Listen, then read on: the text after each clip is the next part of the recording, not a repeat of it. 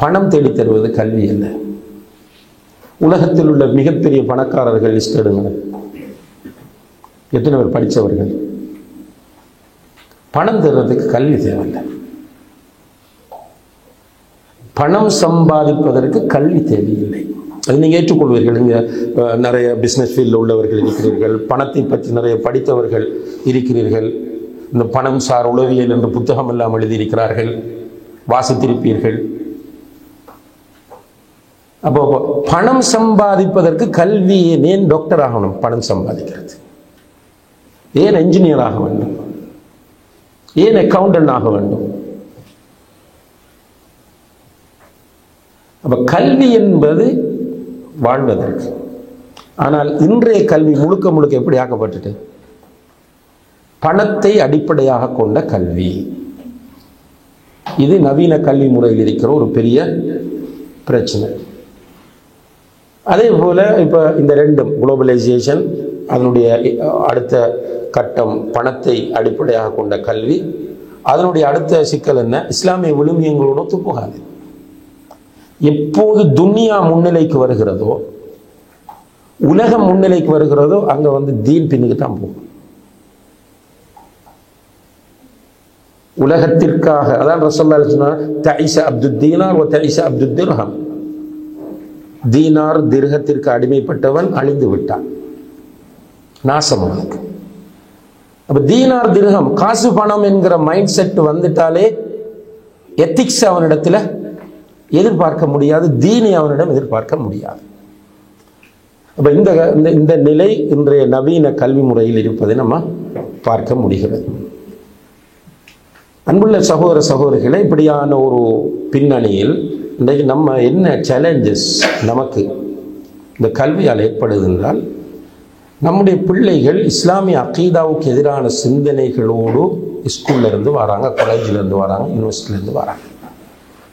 Atheism இருக்கிறது, liberalism. பிள்ளைகளுக்கு பேசிக்கான இங்குள்ள எனக்கு தெரியாத பாடம், சவுதி அரேபியாவில் உள்ள பாடத்திட்டத்தில் என்ன ஸ்ட்ரீமை நீங்கள் தெரிவு செய்தாலும் எல்கேஜி யூகேஜியிலிருந்து +2 முடியும் வரைக்கும் உள்ள சிலபஸில் தீன் இன்க்ளூட் பண்ணப்பட்டிருக்கிறது.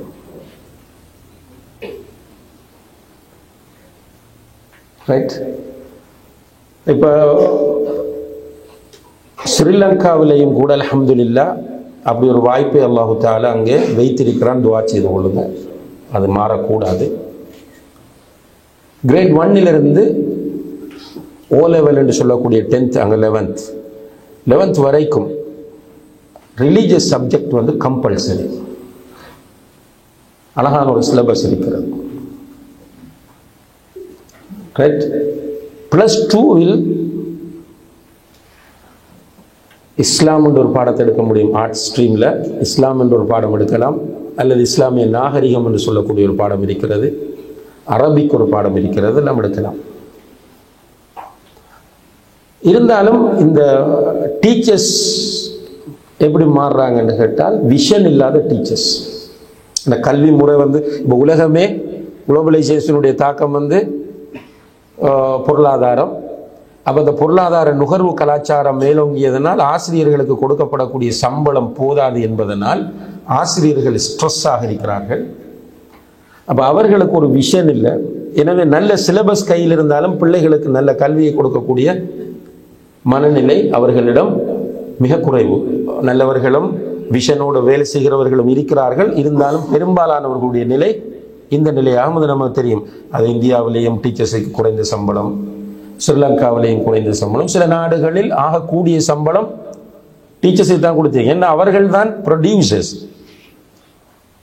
அந்த மாணவர்களை உருவாக்குகிறவர்கள் அவர்கள் தான் நல்ல பிரஜைகளாக உருவாக்க வேண்டும். எனவே அவர்களுக்கு வேற டிஸ்டர்பன்ஸ் எதுவும் இருக்கக்கூடாது என்பதனால் இப்போ ஜென்ரலாக நீங்கள் இப்போ துபாயிலே நீங்கள் வாழுகிறீர்கள், அல்லது மிடில் ஈஸ்டில் எங்கேயாவது ஒரு நாட்டிலே வாழுகிறீர்கள், அல்லது யூரோப்பிலே நீங்கள் வாழுகிறீர்கள் என்றால் நம்ம தேர்வு அல்லது நம்முடைய நாடுகள் சென்னையில் அல்லது கொழும்பில் வாழக்கூடியவர்கள், அவர்களுக்கு இப்போ இந்த பிரச்சனை என்னென்னா, நம்மளோட பிள்ளைகளை பணத்தை அடிப்படையாக கொண்ட சிறந்த கல்வி நாம் கொடுக்க வேண்டும் என்று தேர்வு செய்கிற போது அந்த ஸ்கூல்கள், அந்த காலேஜுகளுக்கு நம்ம போனால் அங்கே இஸ்லாமிய அகீதாவை பற்றிய ஒரு தெளிவு பிள்ளைகளுக்கு இருக்காது.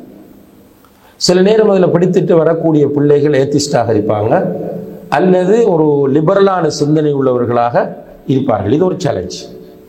இப்போ நம்ம வீட்டை நிறைய வாப்பா பக்தியானவர், வாப்பா தாவா சந்தரோட ஈடுபாடானவர் எல்லாம் இருக்கும். ஆனால் பிள்ளைகள் அதுக்கு ஆப்போசிட்டாக இருப்பார்கள். ரெண்டாவது பிரச்சனை என்னென்றால், கொள்கை விட்டுக் கொடுப்பு என்பது அவர்களுக்கு சிம்பிளான விஷயம். கொள்கை விட்டுக் கொடுப்பது என்பது சிம்பிளான ஒரு விஷயமாக மாறுகிறது. நம்முடைய மார்க்கத்துக்கு ரசூலுல்லாஹி அலைஹி வஸல்லம் அவர்கள் சொல்கிறார்கள், லா துஷ்ரிக் பில்லாஹ் வ இன் ஹுர்ரிக்த வ குத்திஅத. நீ நெருப்பில் போட்டு பொசுக்கப்பட்டாலும், துண்டு துண்டாக நீ அறியப்பட்டாலும், வெட்டப்பட்டாலும் அல்லாஹுக்கு இணை வைத்து விடாதே. நெருப்பில் போட்டு நீ பொசுக்கப்பட்டாலும், துண்டு துண்டாக நீ அறியப்பட்டாலும் அல்லாஹுக்கு இணை வைத்து விடாதே. நம்ம மற்ற மதங்களோடு சகிப்புத்தன்மையோடும் விட்டு கொடுப்போடும் அதாவது என்னது சோஷியல் ஹார்மோனி என்று சொல்லக்கூடிய அந்த விஷயம் இஸ்லாம் வலியுறுத்தியது. அதற்காக நம்முடைய தீனை நாம் ஃப்ளெக்சிபிளாக்க முடியாது. நம்முடைய தீனுடைய விஷயத்தில் நம்ம காம்ப்ரமைஸ் பண்ண முடியாது. நம்முடைய மார்க்க விஷயத்தில் நாம் பிடிப்போடு இருப்பது என்பது தீவிரவாதமும் அல்ல, பயங்கரவாதமும் அல்ல.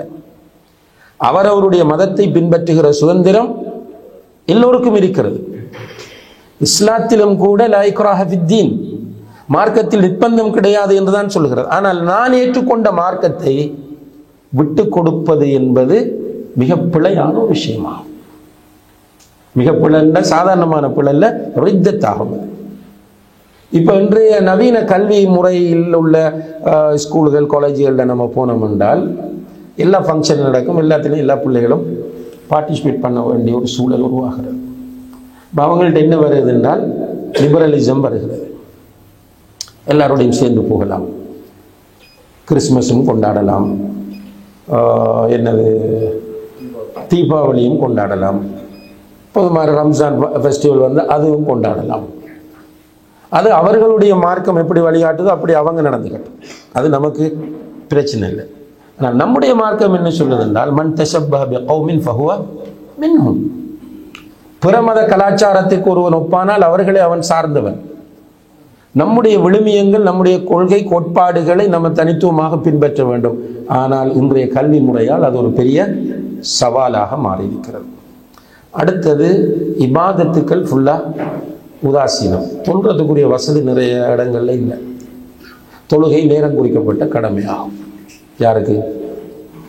முஸ்லிம்களுக்கு. தெளிவாகவே சொன்னான், இன்ன ஸலாத்த கானத் அலல் முஃமினீன கிதாபம் மவ்கூதா. மூமின்களுக்கு நேரம் குறிக்கப்பட்ட கடமை தொழுகை. அப்ப நேரம் குறிக்கப்பட்ட இந்த கடமையில 100% கேலஸ். இது ஒரு பெரிய சேலஞ்ச்.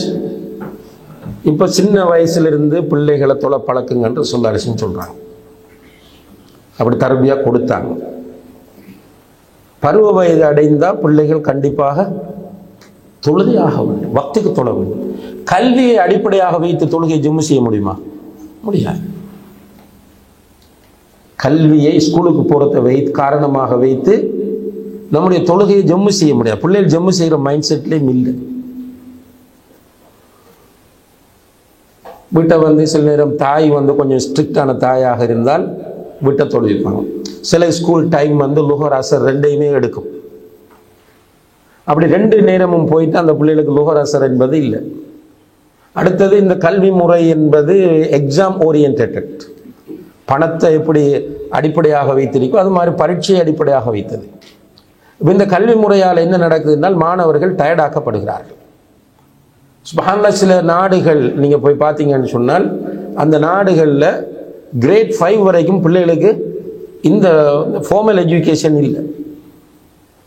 என்றால் பிள்ளைகளுடைய ஆளுமை விருத்தி செய்யப்படுகிற நிலை அது. அப்போ மனம் ஹெல்த்தியாக இருக்க வேண்டும், உள்ளம் ஹெல்த்தியாக இருக்க வேண்டும். சின்ன வயதிலேயே லோடை கொடுக்கும்போது அந்த பிள்ளைகளுடைய மனங்களில் சிதைவுகள் ஏற்படுகின்றன. அதனுடைய தாக்கத்தை வளர்ந்து வரும்போது பார்க்குறோம், குடும்ப வாழ்க்கையில் பார்க்குறோம். இப்போ குடும்ப வாழ்க்கையில் பிரச்சனை, நிறைய பிரச்சனை. இன்று புதிய ஜெனரேஷனை நீங்கள் எடுத்து பார்த்தால் குடும்ப வாழ்க்கையில் அவர்களுக்கு இடையில் ஒத்துப்போதல் என்பது மிக குறைவு. சின்ன சின்ன விஷயங்களை பெரிதாக்குகிறார்கள், பிரச்சனை வருகிறது, அடிக்கடி பஞ்சாயத்து, டைவோர்ஸ் என்று பட்டியல் நின்று கொண்டு செல்கிறது. என்ன பிரச்சனை என்றால் ஸ்கூல் காலத்தில் இவர்களுக்கு ஏற்பட்ட மனச்சிதைவு இதற்கு மிக முக்கியமான ஒரு காரணமா. இப்போ பிள்ளைகள் என்ன செய்கிறாங்க என்றால் டயர்ட். சுப்ஹானல்லாஹ், இங்கே ஒரு 25 வருடங்களுக்கு முன்னால் கல்வி தேடியவர்கள், ஒரு 50 வயது 40 வயது உடையவர்கள் என்ன டியூஷனுக்கு போனோம், அவங்க தான் இன்றைக்கு எக்ஸ்பர்ட், விஞ்ஞானிகள் அதுக்குள்ள தான் வந்தாங்க. பெரிய பெரிய எக்ஸ்பர்ட்ஸ் வந்ததெல்லாம் டியூஷன் போனாக்கலாம் இல்லையே. டைமுக்கு கிளாஸுக்கு போய் ஸ்கூலில் படிச்சுட்டு கம்ப்யூட்டர் கிடையாது, நெட் கிடையாது, ஃபோன் கிடையாது. ஆனால் இன்று முழுக்க முழுக்க டியூஷன் டியூஷன் டியூஷன். பிள்ளைகள் காலையிலே அதிகாலையில் எழுந்திருக்க வேண்டும். நம்ம மார்க்கத்திற்காக என்ன செய்கிறோம்னா சில பிள்ளைகளை ஃபஜ்ர் தொழுத உடனே ஹிஃபுலுக்கு அனுப்புகிறோம். ஏன்னா நம்மளோட மார்க்கம் போய்விடக்கூடாது. ஹிஃபுல் முடிஞ்சு வீட்டை வந்து ரிஃப்ரெஷ் ஆகிட்டு பிரேக்ஃபாஸ்ட்டை முடிச்சுட்டு அல்லது பிரேக்ஃபாஸ்ட்டை கையில் எடுத்துட்டு ஸ்கூல் முடிய திரும்ப வந்தால் பிள்ளைக்கு டியூஷன். ரைட்? சின்ன பிள்ளைகள், இந்த பிள்ளைகள் மென்டலியும் ஹெல்த்தியும் டயர்டாகிறார்கள். இவர்களிடத்தில் இபாதத்தை எதிர்பார்க்க முடியாது. ஃபஜ்ருக்கு எழுந்திருக்க மாட்டார்கள் ஃப்ரெஷ்ஷா. இது நம்முடைய குடும்பங்கள் இன்று சந்திக்கிற பெரிய ஒரு சேலஞ்ச், சமூகம் சந்திக்கிற ஒரு சேலஞ்ச். அடுத்ததாக சமூக ஒப்புதலுக்காக இஸ்லாமிய விழுமியங்களை மரபுகளை மீறுதல். என்ன கேட்கிறோம்? ஆட்பாடம் படிக்குது பிள்ளை, உருவப்படம் வரைவது கூடாது. போட்டோ எடுக்கலாமா இல்லையா என்பது கருத்து வேறுபாடு. அது கையோடு சம்பந்தப்படுவதில்லை. ஆனால் கையால் உருவப்படம் வரைவது கூடாது. இப்ப அட்ஜஸ்ட் பண்ண சொல்றோம். சுப்ஹானல்லாஹ், சும்மா கொஞ்ச நாளை தானே அட்ஜஸ்ட் பண்ணுங்க, புள்ள பழகுது. அடுத்தது இப்போ ஐரோப்பிய நாடுகள் வெஸ்டர்ன்ல எல்லாம் என்ன நடக்குது என்றால் அந்த 2 பீஸோட ஸ்விம்மிங் கிளாஸ் போக வேண்டும். அது எத்தனை வயசு கேர்ளாக இருந்தாலும் பரவாயில்லை, எத்தனை வயசு போயா இருந்தாலும் பரவாயில்லை. 2 பீஸ் அதுக்கு ஸ்விம்மிங் ட்ரெஸ் இருக்கிறது. அந்த ஸ்விம்மிங் ட்ரெஸ்ஸோடு அவர்கள் ஸ்விம்மிங் கிளாஸ் அது ஸ்கூல்ல இருக்கிறது. இப்போ என்ன பிள்ளையோட படிப்புக்காக என்ன சொல்றோம்? மேனேஜ் பண்ணு. அப்ப நம்முடைய இஸ்லாமிய விழுமியங்கள் எல்லாம் இந்த சமூக ஒப்புதலுக்காக. சிலர் எப்படி மைண்ட் செட் என்றால் இதெல்லாம் பார்த்தா நம்மளை தீவிரவாதியா நினைப்பாங்க, எக்ஸ்ட்ரீமிஸ்டா நினைப்பாங்க. எனவே அட்ஜஸ்ட் பண்ணி நம்மகிட்ட ஒரு வகையான இன்ஃபீரியாரிட்டி காம்ப்ளெக்ஸ் இருக்கு.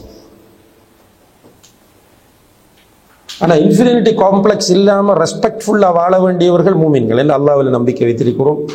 அல்லாஹ் குர்ஆன்ல என்ன சொல்றான்? வலில்லாஹில் இஸ்ஸத்து வலி ரசூலிஹி வலில் முஃமினீன். இஸ்ஸத் என்ற கண்ணியம் அல்லாஹ்வுக்கும் அல்லாஹ்வுடைய தூதருக்கும் மூமின்களுக்கும் இருக்கிறது. அதனால் ஒரு ஷேக்கிடம் ஒரு ஷேக்குடைய ஒரு ஸ்பீச், ஒரு சவுதியில் உள்ள ஒரு ஷேக்குடைய ஸ்பீச் கேட்டேன் ரொம்ப நாளைக்கு முதல். தொழுகையை பற்றி அவர் பேசுகிறார். பேசும்போது சொல்வார் என்னென்றால், சிலர் விமான நிலையத்தில் ஏர்போர்ட்டில் போய் தொழ மாட்டார்கள். அது ஸ்பெஷலாக ஐரோப்பிய நாடுகளுக்கு பயணிக்கிறவர்கள் அங்குள்ள ஏர்போர்ட்டில் தொழுவதற்கு சங்கடப்படுகிறார்கள். நம்ம தொழுதால் மற்றவர்கள் நம்மளை கொஞ்சம் வித்தியாசமாக நோக்குவார்கள் என்று நினைக்க அவர் கேட்கிறார். அதே ஏர்போர்ட்டில் நீ பார்க்கிறாய், பெண்கள் தங்களுடைய ஔரத்தை முழுமையாக காட்டிக்கொண்டு உட்கார்ந்திருக்கிறார்கள். ஸ்மோக்கிங் ஏரியாவில் உட்கார்ந்து ஸ்மோக் பண்ணுகிறார்கள். இந்த ரெஸ்டாரண்ட்ஸுகள், காஃபி ஷாப்புகளுக்கு முன்னால் நின்று கியூவில் நிற்கும் போது மாறி மாறி கிஸ் பண்ணி கொள்கிறார்கள். வெக்கப்படணும். எதுக்கு? ஔரத்தை காட்டிக் கொண்டிருப்பதற்கு வெக்கப்பட வேண்டும். பப்ளிக்கில் தன்னுடைய மனைவியோ கேர்ள் ஃப்ரெண்டோ யாரோடோ கிஸ் பண்ணுவதற்கு வெக்கப்பட வேண்டும். ஆல்கஹால் யூஸ் பண்ணுவதற்கு வெக்கப்பட வேண்டும். ஸ்மோக் பண்ணுவதற்கு வெக்கப்பட வேண்டும். அதற்கு அவனுக்கு வெக்கம் வராமல் துணிச்சலாக அவைகளை அவன் செய்கிறான். இந்த உலகத்தையே படைத்து ஆளக்கூடிய ரப்புல் ஆலமீனுக்காக 2 ரக்காத் தொழுவதற்கு நீ வெட்கப்படுகிறாய் என்றால் உன்னிடத்தில் மிகப்பெரிய தாழ்வு மனப்பான்மை இருக்கிறது என்று அவர் பேசினார். 100% உண்மை. எதுக்கு நம்ம தாழ்வு மனப்பான்மைக்குள்ளாக வேண்டும்? அல்ஹம்துலில்லாஹ், ஈமான் இருக்கிறது, உலகத்தை பற்றி ஒரு சரியான புரிதல் இருக்கிறது, மறுமையின் மீது உறுதியான நம்பிக்கை இருக்கிறது என்றால் தாழ்வு மனப்பான்மைக்கு அவசியமே இல்லை. ஆனால் அந்த தாழ்வு மனப்பான்மை தான் சமூக ஒப்புதலுக்காக நிறைய விஷயங்களை விட்டு கொடுக்க வேண்டி வருகிறது. நான் முஸ்லிம்ஸோடு நல்ல முறையில் நடங்கள் என்று இஸ்லாம் வலியுறுத்துகிறது. நல்ல முறையில் நடக்க வேண்டும், அதுல மாற்று கருத்து கிடையாது. அவர்களுக்கு நல்லது செய்ய வேண்டும், அவர்களுக்கு கஷ்டம் வரும்போது உதவி செய்ய வேண்டும். நம்முடைய வீட்டில் அறுக்கக்கூடிய ஆட்டிலிருந்து அவர்களுக்கு கரை கொடுக்க வேண்டும். நம்முடைய வீட்டில் சமைக்கக்கூடிய உணவிலிருந்து அவர்களுக்கு கொடுக்க வேண்டும். அவர்கள் நோய்வாய்ப்பட்டால் அவர்களை நோய் விசாரிக்க செல்ல வேண்டும். சில நேரம் அவர்களுடைய உயிரை பாதுகாப்பதற்கு இரத்தம் தேவை என்றால் கொடுக்கலாம். அதற்காக நம்முடைய மார்க்கத்தை நாம் விட்டு கொடுத்து போக வேண்டும் என்கிற அவசியம் இல்லை. நம்முடைய மக்கள் இதுல கொஞ்சம் வீக்காக இருக்கிறார்கள். அதை ஸ்கூல்லையும் நம்ம காணக்கூடியதாக இருக்கிறது. அடுத்தது ஹிஜாப் இன்றைக்கு ஒரு பெரிய சேலஞ்ச். ஒரு பெண்ணுடைய முகம் 2 கை மணிக்கட்டு வரை உள்ள கையை தவிர மற்ற பகுதியெல்லாம் அவுரத் என்று சொல்கிறது. சவுதி அரேபியாவில் உள்ள ஹம்பலி மதஹபை சேர்ந்த ஸ்காலர்ஸ் பெரும்பாலும் முகத்தை மூடுவது வாஜிப் என்கிறார்கள். இப்படி இருக்கும்போது நம்முடைய பிள்ளைகள் மினிஸ்கர்ட்டோடு ஸ்கூலுக்கு போகிறது, அல்லது ஹிஜாபை பேணாமல் இருப்பது, அல்லது ஹிஜாபை அணிந்து கொண்டு சென்றால் சில நாடுகளில் சில ஸ்கூல்களில் அதற்கான தண்டனைகள், டிசிப்ளினை மீறிய ஒழுங்கு நடவடிக்கைகள் என்று பல பிரச்சனைகள் வருகிறது. அதுபோல அந்த கோ எஜுகேஷன் தான் பெரும்பாலும் இருக்கிறது. இந்த நவீன கல்வி முறையில் கோ எஜுகேஷனை என்கரேஜ் பண்ணுகிறார்கள். கோ எஜுகேஷனால் வரக்கூடிய விளைவுகள் உங்களுக்கு தெரியும். இப்போ ஒரு ஐரோப்பிய நாடுகளில் ஒன்றில் ஒரு ஸ்கூல் டூர் போகிறார்கள். அதில் நம்முடைய பிள்ளைகளும் போகிறார்கள். போய் வந்தால் சில வாரங்களில் அல்லது சில நாட்களில் அதில் போய் வந்த ஒரு கேர்ள் கன்சீவ் ஆகி விடுகிறார். கன்சீவ் ஆனால் அப்புறம் பேரண்ட்ஸுக்கு தெரிய ஸ்கூலுக்கு போகிறாங்க. போய் பிரின்சிபலை சந்தித்து, உங்களை நம்பித்தான் நாங்கள் டூர் அனுப்பினோம், பிள்ளைய ட்ரிப்புக்கு அனுப்பினோம், இப்படி ஒரு நிலையில் எங்களோட பிள்ளை நிற்குது என்று கேட்டதற்கு பிரின்சிபல் கேட்ட கேள்வி என்னென்றால், அந்த பாதுகாப்பு உரையை நீங்கள் ஏன் உங்களுடைய மகளிடத்தில் கொடுத்து அனுப்பவில்லை? பாதுகாப்பு உரையை நீங்கள் ஏன் உங்களுடைய மகளிடத்தில் கொடுத்து அனுப்பவில்லை என்று பிரின்சிபல் கேட்டிருக்கிறார். இதுதான் இன்றைய நவீன கல்வி முறையை சிம்பிளா சொல்றதாக இருந்தால் நிலைமை. இப்படியான ஒரு பின்னணியில் உண்மையிலே பெரிய சேலஞ்ச். இதுக்காக பிள்ளைகளை படிக்காம ஆக்கலாமா? இல்லை. என்ன செய்யலாம்? முதலாவது நம்ம இஸ்லாமிய விழுமியங்களை பேணக்கூடிய பள்ளிக்கூடங்களை தேர்வு செய்ய வேண்டும். அந்த பிள்ளையோட ஃபியூச்சர் இன்கம் கொஞ்சம் குறைவாக இருந்தாலும் பரவாயில்லை. அல்லாஹ் பயப்படக்கூடிய, என்னுடைய பிள்ளைகளை நரகத்திலிருந்து பாதுகாக்க வேண்டும் என்று பயப்படக்கூடிய பெற்றோருக்கான அழைப்பு இது. எல்லோருக்கும் இல்லை. சிலர் கிரிட்டிசைஸ் பண்ணுவாங்க, அவங்களோட சைடுக்கு நம்ம போகலன்றதுக்காக நம்மளை கிரிட்டிசைஸ் பண்ணுவாங்க. இந்த அட்வைஸ், இந்த சஜஷன் யாருக்குன்னு கேட்டால், தன்னையும் தன்னுடைய குடும்பத்தையும் நரக நெருப்பிலிருந்து பாதுகாக்க வேண்டும் என்று ஆசைப்படுகிற பெற்றோர் மேக்சிமம் அவர்களுடைய முயற்சியை செலவு செய்ய வேண்டும். எதற்காக? ஒரு நல்ல ஸ்கூலை கண்டுபிடிப்பதற்காக.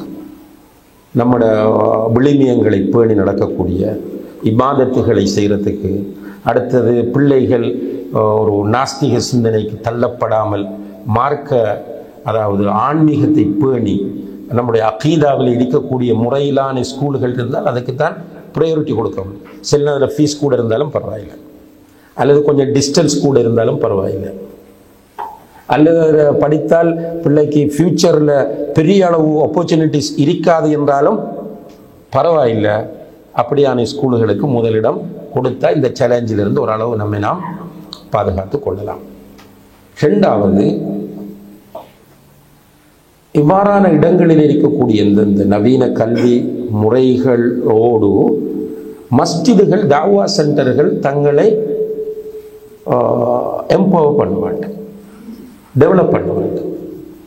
இப்படியான ஸ்கூல்களுக்கு, கல்வி முறைகளுக்கு போய் வரக்கூடிய பிள்ளைகளை எப்படி மஸ்ஜிதோடு வைத்துக் கொள்வது, எப்படி அவர்களை ட்ரெயின் பண்ணுவது, எப்படி அவர்களை கைட் பண்ணுவது, அவர்களுடைய ஃபியூச்சர் எப்படி அமைக்கிறது, இப்போ சில இடங்களில், இப்போ ஜெர்மனியில் சில இடங்களை போய் பார்த்தோம், சில பள்ளிகளில் மஸ்ஜிதுகளில் காஃபி ஷாப் வைத்திருக்கிறார்கள்.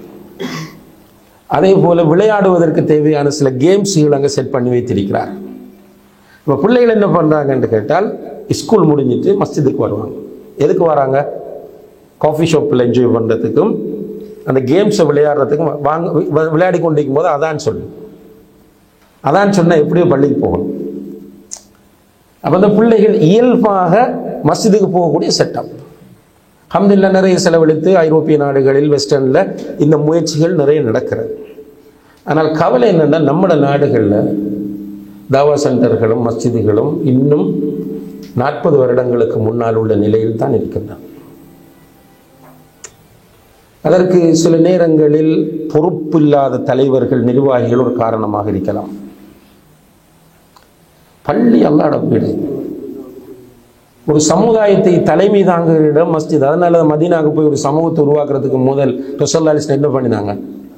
மஸ்ஜித் நபவி உருவாக்கினார். மஸ்ஜித் என்பது அன்புள்ள சகோதர சகோதரிகளை 5 வக்து தொழுதுட்டு ஒரு ஹுத்பா ஓதிட்டு பயானம் பண்ணிட்டு வர இடம் அல்ல. அதுவும் மெயினான ரோல் அதில். ஆனால் மஸ்ஜித் ஒரு சமூகத்தை காப்பாற்ற வேண்டும். அதற்கு தேவையான வேலை திட்டங்கள் மஸ்ஜிதிலே வகுக்கப்பட வேண்டும். ஆனால் வல்லாஹி ஒரு சில மஸ்ஜிதுகள் தவிர நம்முடைய நாடுகளில் இருக்கிற மஸ்ஜிதுகளை நாம் போய் பார்த்தால், நான் சொன்னது போல 40-50 வருடங்களுக்கு பின்னால் இருக்கிறார்கள். பிள்ளைகள் இன்னும் வரவிடுறாங்கல்ல மஸ்ஜித். சின்ன பிள்ளைகள் வந்தால் என்ன செய்வாங்க? மஸ்ஜிதில் விளையாடுவாங்க. விளையாடட்டும். ஆனால் விட ரெடி இல்லை. ரசூலுல்லாஹி அலைஹி வஸல்லம் அவர்கள் மஸ்ஜிதுக்கு பிள்ளைகளை கூட்டு வரதுக்காக என்ன பண்ணாங்க என்றால், சில பெண்கள் பிள்ளைகளை கூட்டிட்டு வந்து ஜமாத்தோடு தொழும்போது பிள்ளைகள் அழும். ரசூலுல்லாஹ் தொழுகையை சுருக்குவார்கள். பொம்பளைகளுக்கு தடை போட மாட்டாங்க, பிள்ளைகளை கூட்டிட்டு வராதீங்க என்று தடை போட மாட்டாங்க. தொழுகையைத்தான் ஷோட்டா தொழுவாங்க. அதே போல ஒரு நாள் மிம்பரில் வைத்து ஹுத்பாதி கொண்டிருக்கும் போது அவருடைய பேரப்புள்ள வந்து பள்ளிக்குள்ள ஓடி விளையாடுகிறது. கான்சன்ட்ரேஷன் மக்களுடைய அந்த பிள்ளையை நோக்கி போகுதுன்றதால கீழே போய் பிள்ளையை தூக்கிட்டு வந்து மிம்பரில் வைத்து ஹுத்பாவை கண்டினியூ பண்ணினாங்க. வீட்டுல சத்தம் போடல, அவங்க வைஃபுக்கோ மகளுக்கோ சத்தம் போடல. ஏன் பிள்ளையை அனுப்பினீங்க? ஏன்னா பிள்ளைகள், நம்மளும் பிள்ளைகளா இருந்து வந்தவர்கள் தானே சோழர்களே. நமக்கு எவ்வளவு விஷயங்கள் என்று மனதிலே ஆழமாக பதிந்திருக்கின்ற. பள்ளிக்குள்ள முன்சப்புக்கு நம்ம தொலைப்போன இடத்தில் ஒருவர் நம்மை பின்னுக்கு எடுத்து விட்டிருப்பார். அப்படியே பசுமரத்தாணி போல இன்றும் அந்த நினைவுகள் பசுமையாக இருக்கின்றன. அப்ப அதே தான் இப்புள்ள பிள்ளைகளும்.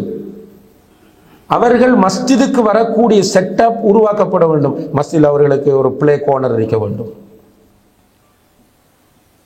அப்ப இந்த வேலைகளை செய்தால் அல்ஹம்துலில்லாஹ் என்று ஒரு அளவு இந்த தாக்கங்களிலிருந்து நம்ம பிள்ளைகளை பாதுகாக்கலாம். அதே போல தாவா சென்டர்கள், இப்போ மாஷா அல்லாஹ் அல்மனார் சென்டர் ஒரு ஹைர், பெரிய ஒரு பரக்கத்.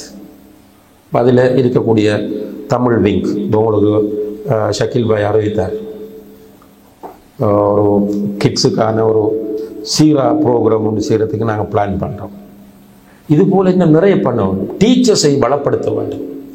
இந்த பிள்ளைகளுக்கு படித்து கொடுக்க வர அந்த தாவா சென்டர்களை குர்ஆன் ஓதி கொடுக்குற டீச்சர்ஸ், அதே போல் மற்ற இஸ்லாமிக் சப்ஜெக்ட்ஸ்கள் படித்து கொடுக்கக்கூடிய டீச்சர்ஸை அவங்களை எம்பவர் பண்ண வேண்டும், வலுவூட்ட வேண்டும். என்றால் இந்த பிள்ளைகளுடைய மைண்டை அவர்களுடைய ரேட் பண்ணி அவர்களுடைய உளவியலை புரிந்து கிளாஸ் எடுக்கக்கூடிய நிலைக்கு இவர்களை மாற்றணும். இவர் என்ன பண்ணுறாருன்னா, போதி கொடுக்கறதுக்கு வந்தால் சில இடங்களில் பிள்ளைகள் மதரசா போக விருப்பம் இல்லை. என்ன உஸ்தாதிர பிரச்சனை, அடித்தாத்தான் படிக்கும் பிள்ளை. இது அவருக்கு யாரும் சொல்லி கொடுத்துருக்கிறாங்க. அவங்க வந்து அடிக்கிறது, முறைச்சி பார்க்கறது, தேவையில்லாத வார்த்தைகளால் திட்டுறது, இப்படி செய்தால் பிள்ளையினுடைய ஃபியூச்சர் பாதிக்கப்படும், பிள்ளை வராது. எனவே டீச்சர்ஸ் ட்ரெயின் பெரிய ஒரு ப்ரோக்ராம் இது. தலைப்பில் சில விஷயங்களை சொல்லிக்கொண்டு செல்கிறேன். அதே போல் இந்த குர்ஆன் வகுப்புகள், தர்பியா நிகழ்ச்சிகள், அதே போல் ஆன்லைன் இன்றைக்கு இருக்கிற பெரிய ஒரு சான்ஸ். இதுக்கு ஒரு டீமை உருவாக்கணும். உம்மத் இப்போ பிள்ளைகள் ஆசையோட போய் அந்த கிளாஸில் ஜூமில் கிளாஸாக போய் உட்காரணும். யூடியூப்பில் இந்த சேனலாக பிள்ளைகள் தேடி போகணும். ஏன் ஜாஹிலியத்தையும் பொருளாதாரத்தையும் அடிப்படையாக கொண்டவர்கள் நம்முடைய பிள்ளைகளை ஒரு மோசமான கேம்ஸுகள் கார்ட்டூன்ஸ்களை வைத்து கவர முடியும் என்றால் நம்முடைய சமூகத்தில் ஐடி ஃபீல்டு ஆக்கள் இல்லையா? ஏன் அப்படியான அட்ராக்டிவான மாணவர்களை, சிறுவர்களை, வாலிபர்களை கவரக்கூடிய நிகழ்ச்சிகளை யூடியூப்ல, ஃபேஸ்புக்ல, ஜூம்ல என்று பல நிலைகள், இன்ஸ்டாகிராம்ல என்று மார்க்கெட்டிங் செய்தோமாக இருந்தால் பிள்ளைகள் எதுக்குள்ள வருவாங்க. ஆனா யோசிக்க முடியுதில்லை நம்மளால. இது ஒரு முக்கியமான விஷயம். அதே போல வீட்டு சூழல்ல இப்போ விரும்பி விரும்பாமலோ அப்படியான ஸ்கூல்களுக்கு பிள்ளைகள் போகிறாங்கன்னு சொன்னால் பேரண்ட்ஸ் கொஞ்சம் டெடிகேட் பண்ணணும். இப்போ நேற்றும் உங்களுக்கு பெற்றோருடைய பொறுப்புகள் பற்றி பேசினார்கள். அன்புள்ள சகோதர சகோதரிகளே, குழந்தைகள் அல்லாஹ் தந்த கிஃப்ட். ஹதீஸ், அவுலாதுக்கும் ஹிபத்துல்லாஹி லக்கும், உங்களுடைய பிள்ளைகள் அல்லாஹ் உங்களுக்கு தந்த கிஃப்ட்டுகள். அல்லாஹ் தந்த கிஃப்ட். புரியுங்க, அந்த வார்த்தையை கொஞ்சம் திரும்ப திரும்ப சொல்லி பாருங்க. அல்லாஹுடைய கிஃப்ட். என் மகன் அல்லாஹ் எனக்கு தந்த கிஃப்ட், என்னுடைய மகள் அல்லாஹ் எனக்கு தந்த கிஃப்ட். அப்படி சொல்லும் போது இப்ப நமக்கு மிக பிடித்தமான ஒருவர் ஒரு கிஃப்ட் இருந்தால் அதை நம்ம யாருக்கும் கொடுக்க மாட்டோம். அதை பேணி பாதுகாப்போம். அதான் நம்முடைய சைக்காலஜி. அல்லாஹ் தந்த கிஃப்ட் நம்முடைய பிள்ளைன்னா அது ஒரு பொறுப்புணர்வு. ரெண்டாவது ஒரு அமானிதம். எல்லாருக்கும் கொடுக்கலையெல்லாம். சில சகோதர சகோதரிகள் அது அவர்களுக்கு அல்லாஹ் ஹைரை நாடி இருப்பான், குழந்தை இல்லை. எவ்வளவு செலவு செய்கிறார்கள், எவ்வளவு ட்ரீட்மெண்ட் செய்கிறார்கள். அப்ப நமக்கு தந்திருக்கிற குழந்தைகள் நம்முடைய அல்லாஹ் தந்த கிஃப்ட், அமானிதம். இந்த அமானிதம் வீணாக்கப்படக்கூடாது. இந்த பொறுப்புணர்வு பெற்றோருக்கு வரணும். இது நிறைய ஹொத்துபாக்களில் திரும்ப திரும்ப சொல்லிக் கொண்டிருக்க வேண்டும். பேரண்ட்ஸ் என்ற பிள்ளைங்க ஹொத்துபாக்கு வர மாட்டாங்க, அல்லது வந்தாலும் அவங்க சரியா லிசன் பண்ண மாட்டாங்க. பேரண்ட்ஸ் அவர்களுடைய ரெஸ்பான்சிபிலிட்டியை புரிந்து கொள்ள நம்முடைய பழைய பேரண்ட்ஸ் கிட்ட இருந்துச்சு. அது இப்ப நம்ம எல்லோருமே சோசியல் மீடியாக்களுக்கு அடிக்ட். தாய்மார் ரெக்கமெண்ட் பண்றாங்க பிள்ளைக்கு போன் கொடுக்க சொல்லி. ஏன்னா அவங்க நினைக்கிறாங்க பிள்ளை போனை கையில் எடுத்துட்டா நமக்கு ரிலாக்ஸ். நிறைய வந்து நினைக்கிறாங்க மகன் நல்ல சாஃப்டா வந்து கோவப்படுறாங்க, படிப்புல கவனம் இல்லை, மனநல சக்தி இல்லை, தனிமையை விரும்புகிறான், சிபிலிங்ஸோடு சண்டை செய்கிறான். என்ன பிரச்சனைன்னா அவன் அடிக்ட் போனுக்கு. அவன் போனுக்கு அடிக்டில் இருந்து அவனை ரிலீஸ் பண்றதுக்கு நான் அடிக்ஷன்ல இருந்து நான் வெளியே வரணும். பிள்ளைகளோடு உட்கார்ந்து அன்பாக பேசுவதற்கு நமக்கு டைம் இல்லை. இப்போ பிள்ளைகளோட நிறைய டைம் ஸ்பெண்ட் பண்ணணும். வாப்பா நேரம் ஒதுக்க வேண்டும். தாய் பிள்ளைகளுடைய சில வீடுகள் நம்ம பார்க்குறோம், மாஷா அல்லா தபாரக்கல்லா, இந்த தாய்மார் வீட்டிலேயே வைத்து பிள்ளைகளை ஹாஃபிலாக்கி இருக்கிறார். நிறைய படித்து கொடுத்திருக்கிறார்கள், அஹ்லாகோடு வளர்த்திருக்கிறார்கள். அப்படி தாய்மாரும் இருக்கிறார்கள். சில வீடுகளில் சின்ன குழந்தையிலிருந்து 2-3 மாதமானத்திலிருந்து போனை கொடுத்து கொடுத்து கொடுத்து அந்த பிள்ளைகளுடைய கண் பார்வை, மூளை, அதனுடைய நரம்புகள், அவனுடைய பாடி எல்லாமே பாதிக்கப்படக்கூடிய அளவுக்கு தள்ளித்து கடைசியில் பிள்ளைக்கு படிப்பு வருதில்லை, பிள்ளை ஒழுங்கா பெர்ஃபார்ம் பண்ணுறான் இல்லை, அல்லது இந்த பிரச்சனை அந்த பிரச்சனை, தவறான படங்கள் பார்க்கிறான், அல்லது தவறான சைட்டுகளுக்கு போகிறான் என்று கை செய்யப்பட்ட என்ன பிரயோசனம்? அன்புள்ள சகோதர சகோதரிகளே, ஒரு 14 வயது வரைக்கும் உங்களுடைய பிள்ளைகளை ஸ்மார்ட்டாக ஹேண்டில் பண்ண உங்களால் முடியும். 15-16 ஆகும்போது பிள்ளை வளர்ந்து விடுவான், பருவ வயதை அடைந்து விடுவான். ஒரு உடல் மாற்றம், ஹார்மோன்களுடைய மாற்றங்கள், இதனால் அவன் நமக்கு பெரிய அளவுக்கு கட்டுப்பட மாட்டான். 14 வயது வரைக்கும் பிள்ளைகளை சும்மா நீள் கயிற்றில் விடுறேன்னு சொல்லுவாங்க. கண்டுகொள்ளாமல் விட்டுட்டு அவன் மிஸ் ஆகிற இடத்துல நீங்க கைத்தை பிடிக்க ரெடியானால் ஒரு ஃபாய்தாவும் இல்லை. எனவே இந்த விஷயத்தில் பேரண்ட்ஸ் பிள்ளைகள் அமானிதங்கள் என்கிற மனநிலையை உருவாக்கணும். கேள்வி இருக்கு, நீங்க அமானிதம் நினைத்தாலும் நினைக்காவிட்டாலும் அல்லாஹ் நாளை மறுமையிலே மஹ்ஷரிலே அவனுடைய நீதிமன்றத்தில் ஒவ்வொரு தாயையும் ஒவ்வொரு தந்தையையும் நிறுத்தி உனக்கு அமானிதமாக தந்த குழந்தையை பற்றி கேட்பான். தப்பே. அது நம்ம ஈமான் கொண்டாலும் ஈமான் கொள்ளாவிட்டாலும் கண்டிப்பாக இது நடக்கும் என்பதை நபிகள் நாயகம் ஸல்லல்லாஹு அலைஹி வஸல்லம் அவர்கள் தெளிவாக சொல்லிட்டார். எனவே இந்த கல்வி சூழலில் பேரண்ட்ஸ் பிள்ளைகளை ஒப்சர்வ் பண்ணணும், மானிட்டர் பண்ணணும். அவர்களுடைய புக்ஸை நம்ம படிக்கணும், என்ன படிக்கிறாங்கன்னு கேட்க வேண்டும், அவர்களை நல்ல முறையில் கைட் பண்ணணும். அதே போல பிள்ளைகளோடு உட்கார்ந்து டிஸ்கஷன் செய்ய வேண்டும். பிள்ளைகளோடு உட்கார்ந்து கலந்துரையாடுங்கள். அல்லாஹ்வை நினைவுபடுத்தும். தந்தைகள் தயவு செய்து டைம் ஒதுக்குங்க, கூப்பிட்டு போங்க. பீச்சில் பார்க்கில் போய் உட்கார்ந்துட்டு பிள்ளைகளை நீங்கள் ஓடி விளையாடுங்கன்னு விட்டுட்டு நம்ம திரும்ப மீண்டும் ஃபோனுக்கு வரோம். ஒய்ஃபோட உட்காந்து பேசுறது இல்லை, அது ஒய்ஃப் மாட்ட பிரச்சனை. என்னோட இப்போ பீச்சுக்கு போனால் கூட உட்காந்து பேசுகிறாரு இல்லை, வீட்டிலையும் ஃபோனில் தான் உட்காந்துட்டு இருக்கிறார். எங்கேயாவது ஒரு பார்க்குக்கு போனால் கூட நம்மளோட வந்து பேசுவாருன்னு பார்த்தா அங்கேயும் போய் ஃபோன்லாம் உட்காந்துட்டு இருக்கிறார். அது ஒய்ஃப் மாற அழுது புலம்புறாங்க. அப்போ ஒய்ஃபுக்கு என்ன சொல்யூஷன்? ஒய்ஃபும் ஃபோனுக்கிட்ட போகிறார், அவருக்கு ஸ்ட்ரெஸ்.